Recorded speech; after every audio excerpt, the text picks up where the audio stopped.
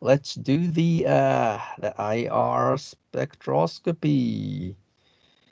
Now, so let's look at, so you're looking at my screen right now, but let me actually just go into make this small.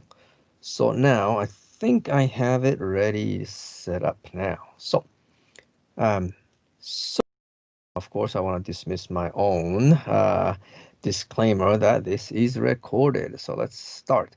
So now you're looking at my notes here. This is Microsoft OneNote. Don't worry about it. In fact, you actually have this in your handout. So this is your, your experiment number 6, infrared spectroscopy. So again, what I talked about earlier is all listed here. So keep that in mind. If you rather read what I say, what I said earlier, you can certainly read it. Of course, it's kind of wordy, so probably watching the video would probably make more sense. Now, so let's look at this. So you have this, and then now remember the molecules vibrate, and when you look at the IR spectrum, you have something called percent transmittance, meaning that the more so percent transmittance being 0% through 100%, that this is 80%, but 0% right here, 0% means that 0% transmitted, meaning the light is absorbed. So keep that in mind. So higher so going down, higher the deeper the peak, higher the absorption. So keep that in mind. Now, that said, all right, so now let's see. So, if you go down, there is a list here. This table will be given to you when you actually do, any type of exams or like, problem set. Problem set, you have access to this, but for exams and the quizzes, quizzes, you're probably just finished now, but if you are taking the final exam or something, this IR peak, the wave number range is actually given to you. So you don't have to memorize it. However, more problems that you do, more comfortable you get, and you end up probably memorizing it for common absorption anyways.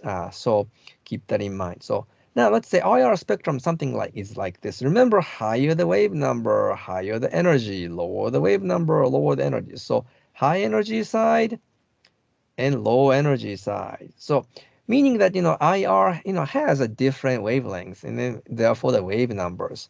So here, right around 3000, all right, right around 3000, right?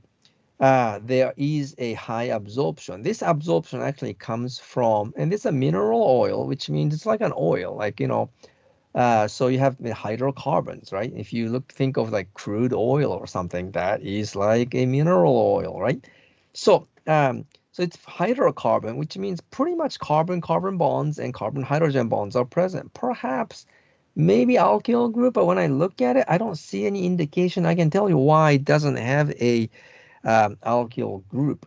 But anyway, the point is high absorption because right here, right around 2900 to 3000 or so is typically found here, 2850 to 2960. This is a absorption for alkyl group. So keep that in mind. So because of that, in fact, let me think a little bit. Yeah, I think it's fine. The reason I was gonna just copy this because if I make a change, I think it's gonna make a change to the original document. I didn't want to do that, but I think I can just make a version history later. So I'll just stick with this for the time being because I'm already on recording. So now, so anyways, so you have 3000, 29, 25, 26, 27, 28, 2900 through right 2850 or so through 2960 or so. It's right here, right around 3000 range. It's the alkyl sp3, hydrogen absorption. And again, the range should be, like maybe medium to strong. Medium means right around the 50%. And strong means like right at down here, like 20% is strong. So keep that in mind. So medium to strong absorption. This one is like a lot stronger because all there is the hydrocarbons. So And then there's carbon-carbon bonds and stuff right here. If you look at these bonds, not that important, but 1,000 and 1,300, 1,000, 1,000, and then 1,300 or so, a medium to strong, 11, 12, 1,300 or so. There's medium to strong for carbon-carbon bonds. Notice that these two, carbon-hydrogen, carbon-carbon bonds are not that important. The reason why is because any organic compound would contain carbon-carbon bonds and carbon-hydrogen alkyl carbon-hydrogen bonds anyways for the most part. So therefore, you don't really need to worry about it because it's always there. So we don't want to, this doesn't really tell us anything about functional group. But it's a good indicator. That's what the organic compound would look like. So now let's move on. So of course, this is the problem, like an example, practice problem set. So I'm going to actually have this copy back here, and also I made a copy of that table on the right, so it's a little bit easier. So let's try. So now this one right here, again, 500 wave numbers to 400 wave number. That's fine. That looks great. Let me actually pick up a pen, and then maybe I'll just a marker and then just red color, right? And then make it 1.2 millimeter, right? Looking good. It's about this size. It's good. All right. So so it's acetone. So obviously this, structure of acetone would look like, like methyl group. So you have oxygen, and then you have, carbon and carbon. So in this case, you have, hydrogen, carbon, right? Because you're going to have like 3 hydrogens here, 3 hydrogens here for methyl group. And then you have carbonyl group. So functional group wise, notice that you actually have the indicative of this would be carbon oxygen bond. That's, from carbonyl group, right? And then you have, again, just let me draw just one side. You have, carbon, hydrogen, right? And carbon, hydrogen. Hydrogen doesn't look great because I'm really using a trackpad right now. I should have just used my tablet instead, but that's okay. So here we go. So you have, so you have carbon hydrogen bond, which appears in 28, 50 through 29, 60 anyways. This doesn't really give us much, but it is definitely present. All right. Not that important, but this is carbon, alkyl CH bond. So, CH, medium to strong, that is there definitely. All right. Not that important. But carbon, but what makes this spectrum interesting is that if you look at carbon, uh, oxygen right here, all right, this part right here, carbon oxygen would appear 1670 through 1780. Strong. Do we have a strong? Strong means toward the bottom. And yes, indeed, we do have this particular bond, like the absorption right here. The light is being absorbed, right? Light is being absorbed, right? So absorption actually happens here. So you can call this part right here. This one right here is right around 1600, 1700 or so. So 1780, 1670. So this range right here, this is your carbon double bond, CO, carbonyl absorption, and then CH absorption. It's not that important because CH is almost always is there anyways. But, and of course, carbon bond, like, right at, 11, 1000 to 1300, 1000. And one of these are probably like, you have different, carbon, double bond, carbon, again, you have, the carbon, double bond carbon. So it's, one of these, um, carbon, the one of these 1000. So, these are probably one of those carbon 1300, so these are the absorption, and they probably have, let me think a little bit, asymmetrical, symmetrical, asymmetric, symmetrical. Yeah. Okay. So anyways, these happen to be the carbon-carbon bonds, but again, for carbon-carbon bonds are not that important, so I'm not going to indicate that because it's not that important. Of course, the CH isn't that important either, unless it's like indicative of some kind of like special presence of that particular bond. Let's look. So here, for example, I'll give you an example here. This, if you look at it, it's a mineral oil. All right, so it's a mineral oil. So of course you have this, CH bond anyways. But remember this, this is, benzophenone. It doesn't have any carbon. Benzophenone isn't, doesn't have any alkyl absorption. But this is pretty much solid anyway. So benzophenone. So because of that, the so it's a mineral oil, so that the IR can be taken. But anyways, it's not that important. But the point is, these peaks, benzophenone doesn't have any alkyl sp3ch, because remember here it's sp2 and everything is sp2, so there's no sp3ch. Absorption here is actually from the mineral oil. So if you could take benzophenone by itself, which we call neat solution or neat, which you can have it here, but then this liquid sample, but turns out this is a different sample. So, but if you just take this in the by itself form, you would not be seeing these this particular uh, peak anyway. So keep that in mind. So this part right here would not happen. However, there's an important peak right here. All right. Let me actually emphasize. Let me erase everything. All right. So here, let's go down. This peak right here, and I can tell you this peak is important because this is happening at um, 3100 wave number, right?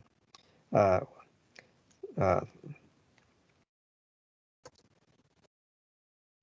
all right, this is happening at 3100 wave number, right?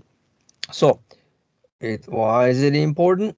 Because 3100 is a key number, because I already memorized it, so that's why I know. But if you look at the sp2c sp2h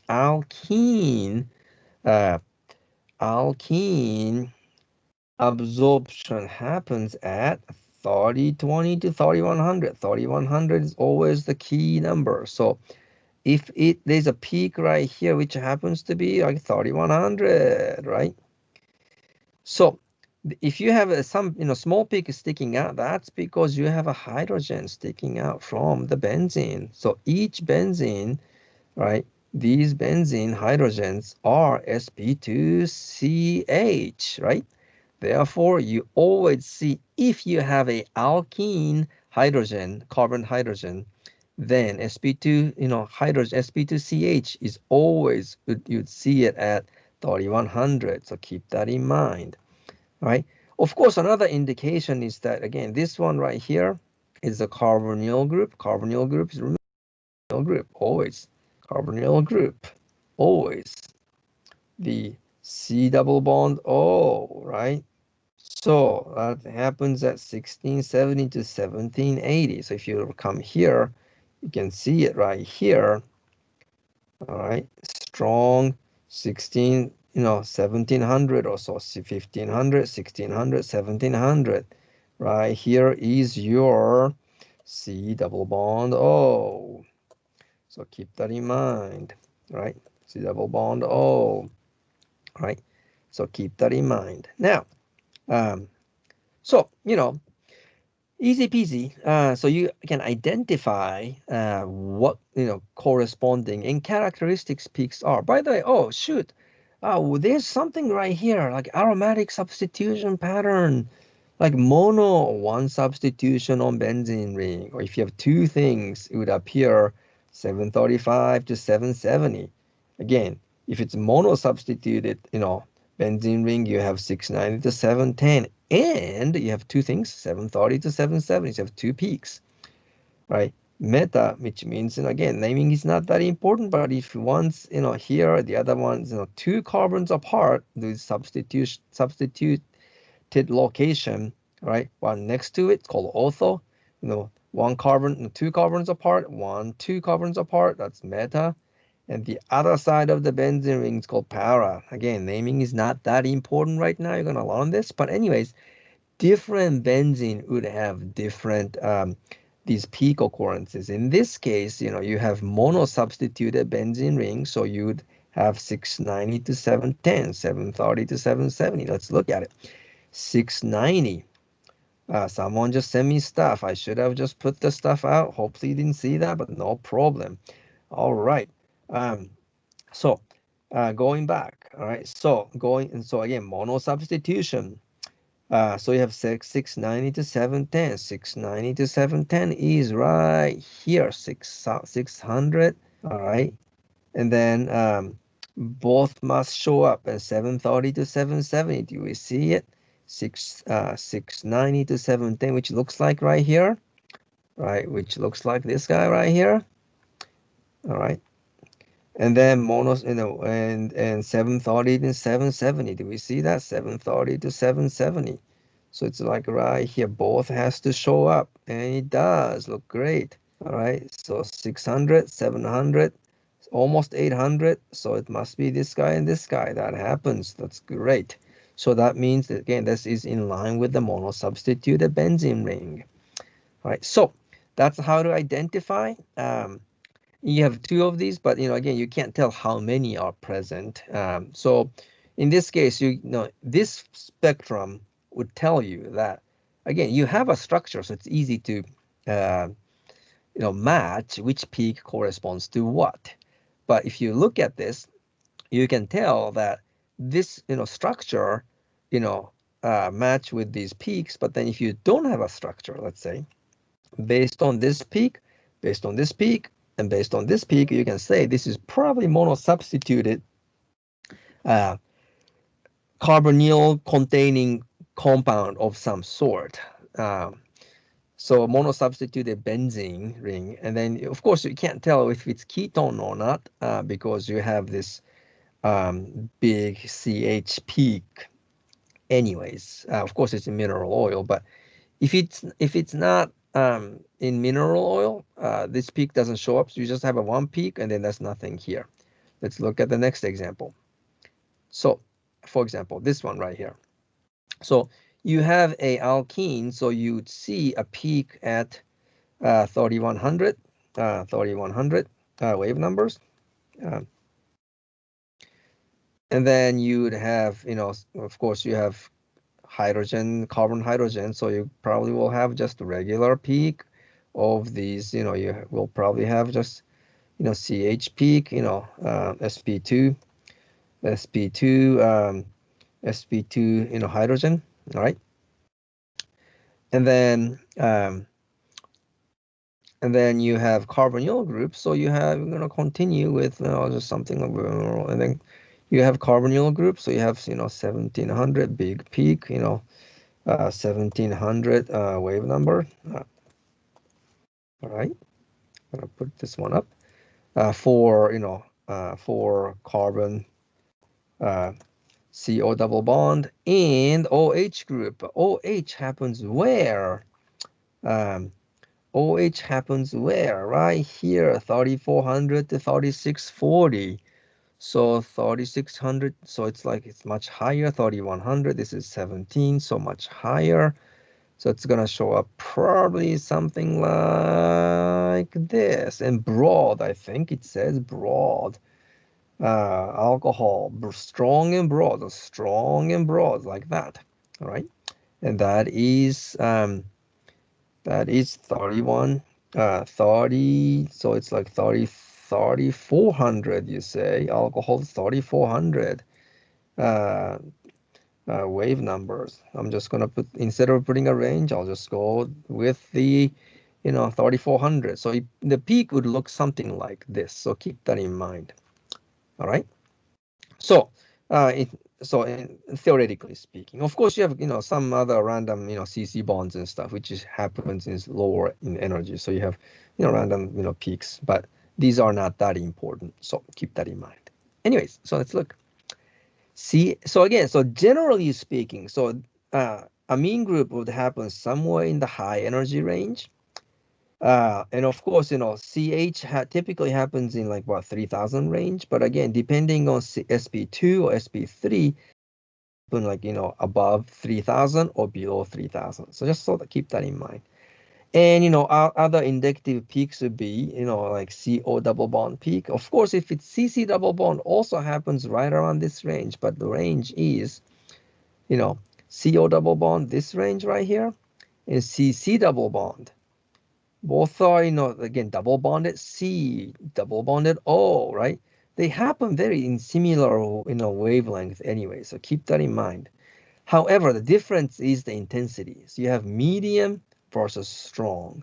So if you have a strong signal, then that means more likely it's CO. And if it's like, medium to weak, that would be more likely CC. So keep that in mind. All right. So anyways, so let's look at the last example. So IR spectrum of the liquid sample, neat. Neat means, again, just by itself. So C8H16, degree of unsaturation. So degree of unsaturation is what? Degree of unsaturation is equal to 2 times 8. 2 times 8, right? Plus 2, that's your max number, minus the, actual number is 16, right? So is equal to, and by the way, whole 2. So let's make this mathematically polite. So just going to put whole thing in under the bracket, divide by 2. Now remember that if you don't put a bracket, you're just doing divide, if mathematically speaking, just, I'm going to go sidetrack a little bit. If I do this, by the way, then 16 divided by 2 is 8, and which is not the case. The whole thing divided by 2. So keep that in mind. To be mathematically polite, you're going to have to put this bracket is equal to, by the way. So, 16 plus 2, so that's 2 divided by 2, so that's equal to 1. That means this indicates that you have, one, double bond, or, one cyclic. Which one? Right? Which one is the question? Now, but if it's one double bond means what? It's alkene CH, right? Alkene CH is equal to 3100, right? 3100 is alkene CH, right? 3100. So let's look at it. Wait, 3100 right here. So you can comfortably say this is sp2 CH. So keep that in mind. All right. So anyways, so because of that sp2, so that's, 3100. So that you can comfortably say this is going to be a double bonded molecule. So keep that in mind. All right. So now, instead of cyclic, because if it's cyclic, this bond right here wouldn't be here. So which means, let's look, if it's, double bond, which means double bonded hydrogens, sp2ch. But that means you have CC double bond as well. CC double bond happens where? 1700 or 1650 through 1700, just like CO double bond. All right, 1650 to 1670. Do we have that? Right here, yes, we do, right here, but it's medium intensity. That's great. So therefore, this is your actual CC double bond, right? Then, so what kind of structure do we have? C8H16, right? So basically, you are having what? It's more likely, and it's probably not, it could be cyclic, but then if it's a cyclic, you already took care of your degree of unsaturation, right? 8 that is equal to 1. So you can't have cyclic and uh, double bond, because if it's a cyclic, then this bond, this peak right here wouldn't be here. So therefore, your structure would be 1, 2, 3, 4, 5, 6, 7, 8, right? 1, 2, 3, 4, 5, 6, 7, 8, all right? And then maybe one double bond, all right? So 1, 2, 3, 4, 5, 6, 7, 8. And then that would be H16. And then boom, it's done. Great. Again, you can't do this. I'm just going to draw some, maybe 6-membered ring and then, maybe 2 carbons like that. All right. This is also 1, 2, 3, 4, 5, 6, 7, 8. But we can't say this is the case because, and we know it's not. The reason why is because of the presence of this guy right here. Remember, we have sp2ch, all right, sp2 hydrogen, all right, ch hydrogen. So alkene hydrogens there. So if you have degree of unsaturation is equal to 1, the only possibility you can have is something like this. Of course, double bond can happen, either here or could be here. I mean, in many, different places. All right. So keep that in mind. You may have an isomer of some sort here. So keep that in mind. And the carbon, it may be, methylated here. You never know. The point is that you can't tell the structure, but at least you could tell the general functional group. And that's the important part. All right, that's it. So let's do the problem set after this. And if you have any questions, just let me know, and just try the few questions. And if you have no idea, again, go back to this and always look at carbon-carbon double bond, carbon-oxygen double bond, or do you have CN bond? These are the one that is important because these peaks will tell you the functional group. So keep that in mind. All right, that's why you have to memorize the functional group, right? So let's try that. All right, and we'll see you later. All right, signing out.